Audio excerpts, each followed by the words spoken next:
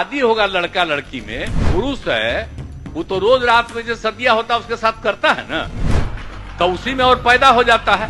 और लड़की पढ़ लेती है तो हमको मालूम था कि वो करेगा ठीक है, लेकिन अंतिम में भीतर मत घुसाओ, उसको बाहर कर दो। तो जो हम लोगों ने कहा कि अगर पढ़ लेगी लड़की और वो जब शादी होगा लड़का लड़की में, तो जो पुरुष है वो तो रोज रात में जो सदिया होता है उसके साथ करता है ना, तो उसी में और पैदा हो जाता है।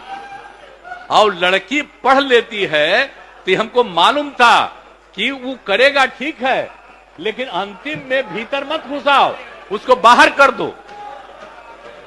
करता तो है, तो उसी में अब समझ लीजिए संख्या घट रही है। अब आप जान लीजिए कि जो संख्या थी पहले, अब पत्रकार